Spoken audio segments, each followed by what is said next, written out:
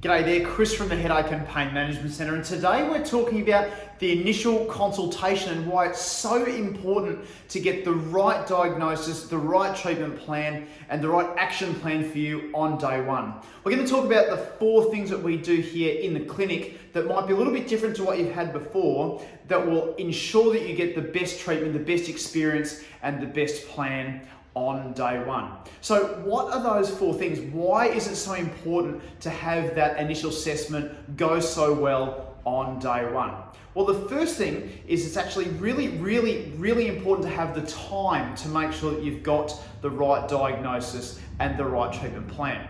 Why is having enough time so important? Well, having enough time, we have 1 hour initial consult. So if you have enough time to actually, for me as a physio or one of my team, to ask the questions that need to be asked, okay? So there's no point actually going to talk to someone about your pain, your headaches, or anything that's going wrong if you haven't got the time to actually ask the questions, discuss what's going on, and actually have a chance to think about what the differential diagnoses might be. So our initial consults run for an hour, as I mentioned, and it's not uncommon for that questioning process to go for at least half an hour of that time, maybe even longer, because it's really important to find out what you've tried that hasn't worked, what impacts things are having on you, work out what the pain is, where it started, how it's all behaving, so that we can get all the information that we possibly can to make the best decision about your care, to make the best assessment, the best treatment planning. The other thing that an hour-long initial consult is able to do, you've got that time to talk, is exactly that, is that you've got that time to talk.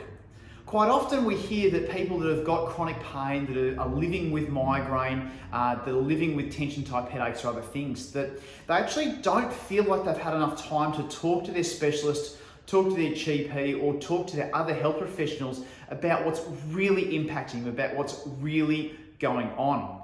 Having enough time actually allows you to then sit there and actually articulate very clearly how things are really impacting you, what the things that you want to get back to doing actually are, what a good result would be, and also what you've tried that hasn't worked. So being able to tell that story is really important, so you can get it off your chest, so we're all in agreement as to where you're coming from, so that we can get the best possible result for you after day one. The second thing that's really important to think about is that when you come on day one to a physiotherapy session, it's really important to not just go and straight into treatment, okay? Because in order to treat, you actually need to have a diagnosis first. So it's not uncommon on day one for us here, as I said, to do a lot of talking first, but then spend the rest of the time just performing a full and thorough assessment. So it might actually be just looking at how the joints are moving, assessing different joints, looking at what muscles might be affected, trying the strength of the muscles, seeing if it's stronger in one direction or the other. Doing some nerve testing like with your reflex hammer, or some sensory testing on the skin to really get a really good idea of what's actually happening with you and your body. And quite often it might actually take that entire time to really get to the bottom of what we're dealing with. I'm sure you'd agree that it's actually really kind of it's not very smart to actually just go about treating straight away without actually knowing what the diagnosis is first. So assessment first, diagnosis second, and treatment comes after that. So day one is all about the assessment and all about the diagnosis. And then if we've got some time, if it's a relatively straightforward case, we might get to a little bit of treatment at the end of the session.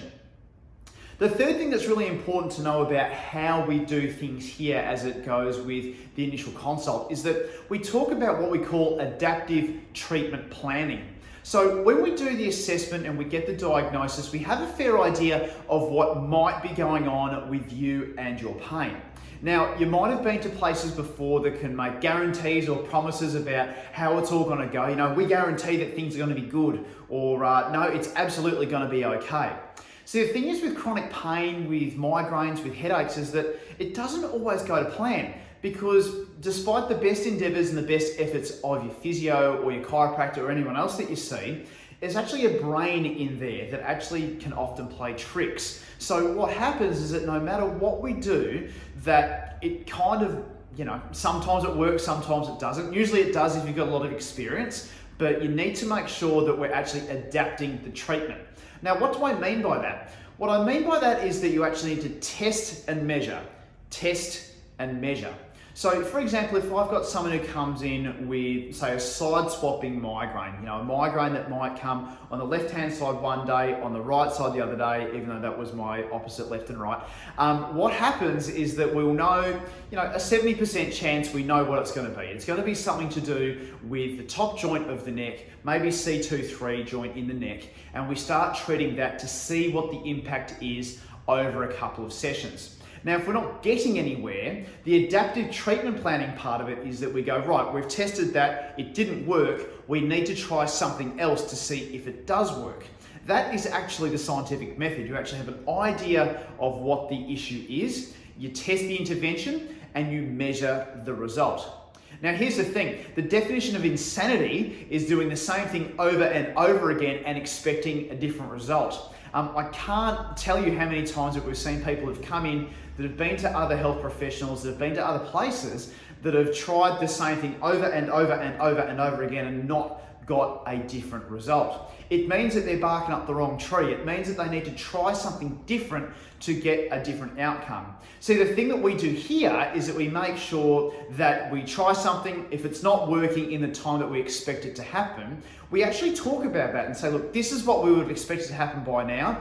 You might be somebody who's a little bit slower than normal. Your tissues might be adapting a little slower than normal, but we're seeing some improvement.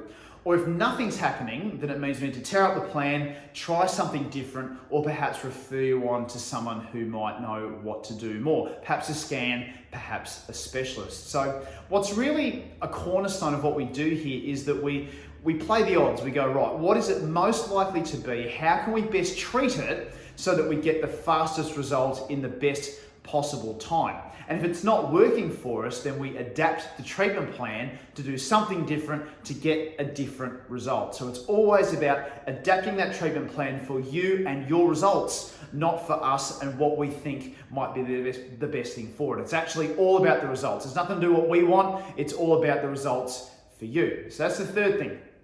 The fourth and last thing, you get to ask all the questions that you ever wanted to ask when you have a longer initial consult. We know that when people come in, they've got a whole bunch of questions in their mind about what it is that they actually want to know about their pain condition. Sometimes all they want to know is, can you help me? How can you help me?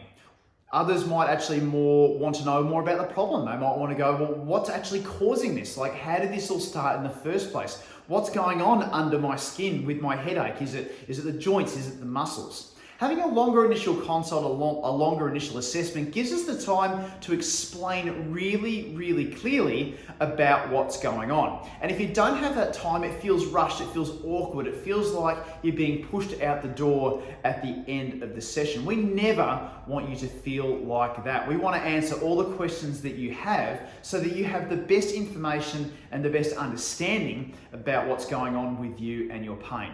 Because if you don't have that understanding, if you don't have that real awareness of what's going on under your own skin, you can't make the right decisions for your health moving forward. So it's really important to have that time and ask those questions so that you can get the answers that you need.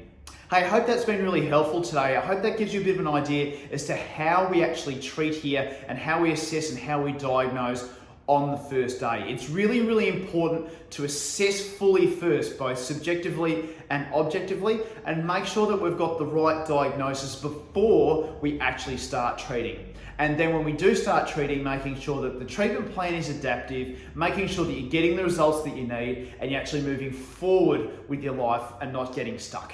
I hope that makes sense. We'll talk to you again soon. Cheers and bye for now.